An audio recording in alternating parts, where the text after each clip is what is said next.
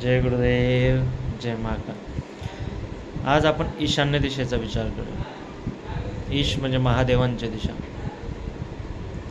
तर या दिशेला काय असावं काय नसावं याचा आपण विचार करणार आहोत। काय नसल्याने किंवा काय असल्याने त्याचा आपल्या शरीरावरती, आपल्या फॅमिलीवरती, आपल्या घरावरती काय परिणाम पडतो याची आपण माहिती जाणून घेऊया। तर आज आपण जर आपल्या ईशान्य दिशा कट असेल, पोटमाळा असेल, आपल्या ईशान्य दिशेला कचरा कुंडी असेल, चप्पल स्टँड असेल, इलेक्ट्रिक वस्तू असतील, गॅस वगैरे, स्टोव वगैरे आपण किचन बनवलं असेल, त्या गोष्टी ईशान्य दिशेला नसाव्यात। लक्षात ठेवावं, दिशावरती खूप अवलंबून असतं आपलं जीवन, आपलं आयुष्य। आपण हे लक्ष नाही देत, पण त्याच्यानंतर आपल्याला जो परिणाम होतो, आपल्याला जो त्रास सहन करावा लागतो, तर तो त्रास नाही हो यासाठी आपण आता ह्या उपाय किंवा ह्या गोष्टी सांगणार आहोत। शौचालय नसावं ईशान्य दिशेला, या गोष्टी लक्षात ठेवा। ईशान्य दिशेला देवघर असेल तर अतिउत्तम। या गोष्टी लक्षात घेणं खूप गरजेचं असतं। जर ह्या गोष्टी आपल्या दिशेला असेल, ईशान्य दिशेला आपला गॅस स्टोव वगैरे असेल, पोटमाळा असेल, कचरा कुंडी असेल, चप्पल स्टँड असेल, तर अशा घरच्या लोकांना म्हणजे संततीला त्रास होतो, संपत्तीचा पण नाश होतो, संपत्तीची पण हानी होती, संततीची पण हानी होती, 100% होणार। आणखी महादेवांची दिशा आहे, या गोष्टी व्हायलाच हव्या।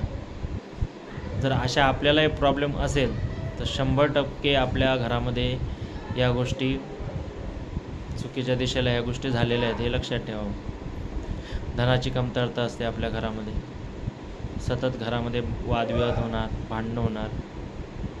या गोष्टी जर आपल्याही घरात होत असेल, घरात भांडणं होत असेल, सतत वादविवाद होत असतील, पैशाचा नाश होत असेल,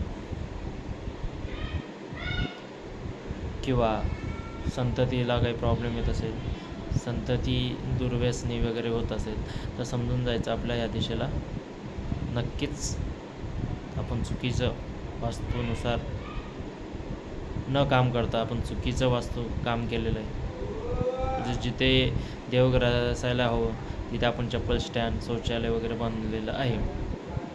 जर अशा आपल्याही घरात आपण बांधलेलं असेल तर प्लीज तुरंत रेमेडीज करून त्या ठीक करून घ्या। किंवा जर तोडफोड न करता जर काही गोष्टी असेल त्या हलवता येत असेल, चप्पल स्टँड हलवता येत असेल, कचरा कुंडी हलवता येत असेल तर ते हलवा, अन्यथा आपल्याला ह्या त्रासाला सामोरं जावंच लागेल।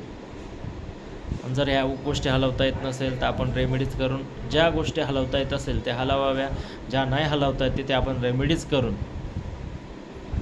ती ऊर्जा, जी पॉझिटिव्ह ऊर्जा आहे ती आपण स्टेबल करू शकतो आणि नकारात्मक ऊर्जा आपण तिथून घालवू शकतो।